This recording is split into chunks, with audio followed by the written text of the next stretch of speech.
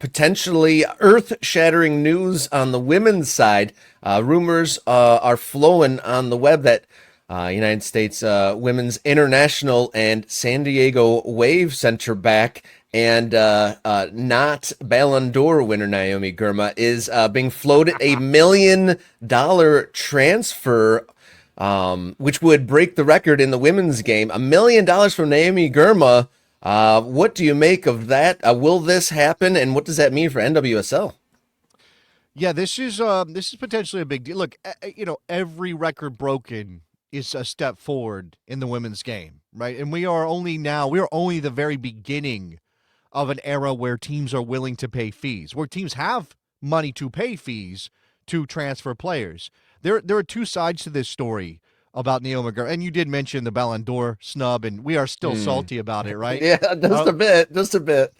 We're still mad. She's the best defender in the world. I don't think there's any question about that. I mean, I know that we're biased from the American side of the ocean, and there may be some Europeans who deny this reality, but I think if you're watching with your eyeballs and not with your bias, Naomi Girma's the best defender in the world, the best center back, certainly. Mm-hmm.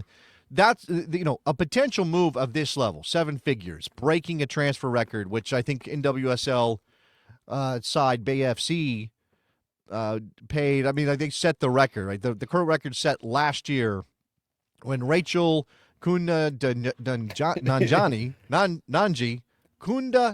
That's how you say that. I should have read it in my head before I said it out loud. You nailed it. Rachel Nanji from Madrid to Bay FC for $780,000 roughly, right? That was the record set last year.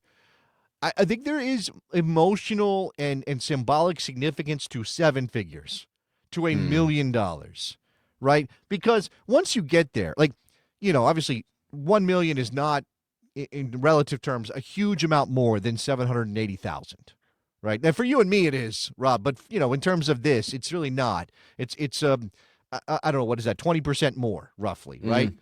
Or not 20% of 780, but it is something like that. 25%. Once you get to 1 million, well, do you go 120,000 or 1 million, 1.2 million? I mean, maybe it would. But it gets easier to see 2 million and 3 million and 4 million and 5 happening quicker. Like those dominoes will start to fall as teams who definitely want to win and have the resources to spend decide that they're going to be part of this transfer.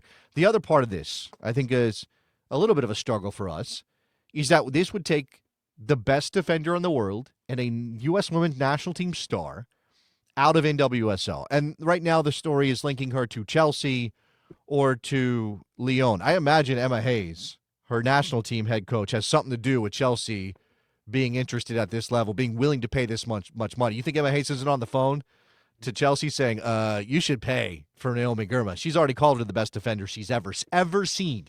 No way. Ever seen. Emma Hayes, who has won so many things, the best defender she has ever seen is Naomi Girma. So if she goes abroad, how much does that hurt NWSL, Rob? Ooh, it's funny that a player being plucked out of your league both kind of endorses it, that this league contains players worth this much of a value. So it kind of lends itself to kind of some cachet that we have $1 million players in NWSL. But at the same time, that means that there is a step up from NWSL. Just like on the men's side, almost every inevitable top of the pyramid is Real Madrid or Barcelona, right? If you're at some of the biggest clubs in the world, Real Madrid and Barcelona could potentially almost, at least in the olden days, could almost come and get you. So does this mean then, if you are the best player in NWSL, then you get the move to Europe? It's not the other way around, I guess, is what it is. It definitely... the tables are potentially turning for Europe to then be the big money spot. I don't think that's what's happening here. I think it's a much more complicated situation. I don't think we should view this as suddenly the pathway leads from NWSL to Europe as it is in the men's game, and it won't flow the other way. Again, we just had BFC spend $788,000 last year to bring in a player. I think, obviously the significant difference here is that NWSL still is a model built on parity, right? Very much like MLS and on American sports. And they have budgets, and they have rules about how much you can spend and those kind of things. And they've been very much like MLS, kind of taking it step by step, being fairly cautious, not wanting to spend out over their skis and get themselves in trouble. Now, more money is coming to the game. The transfer fee, or the expansion fees rather, have gone up astronomically. So it indicates there's interest and there's maybe people willing to spend money. I do think you're going to see a pretty mixed bag of back and forth when it comes to players. Now, it could be that NWSL, as in the case of Bay FC, starts going after foreign players, right? They start going after, they go, oh, we have some cash to bring in higher level foreign players who are playing at Chelsea or Lyon or wherever, or Madrid or Barcelona. We can do that.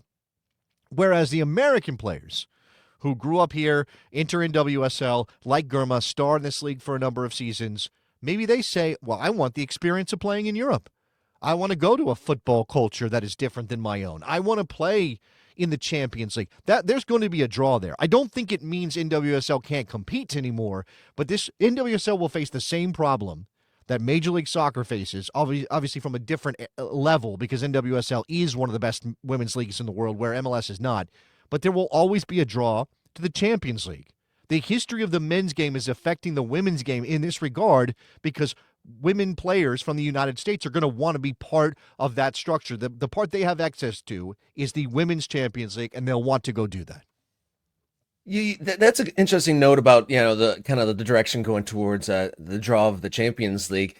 There's going to be a men's club World Cup here in the summertime. Do you think that the women's game would kind of benefit from that more than the men's side?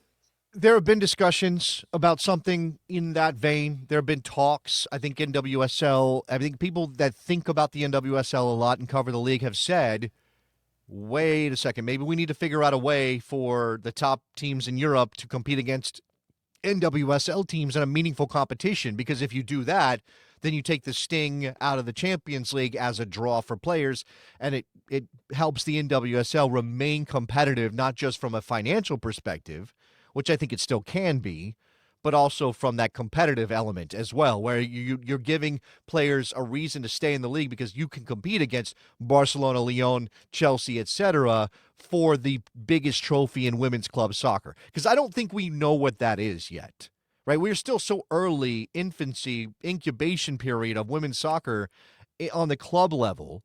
Like, we just barely have development happening in academies and that kind of thing. We just barely have fees being paid for players. We barely have players making living wages. Like, that just happened. Right. So we don't yet know if the Champions League is going to become the overarching and most important competition in women's football the way it is in the men's game. We don't know yet. Yeah, that's a great way to put it in perspective. Is like, yeah, 5 to 10 years ago, players were making $11,000, and here we are talking about $1 million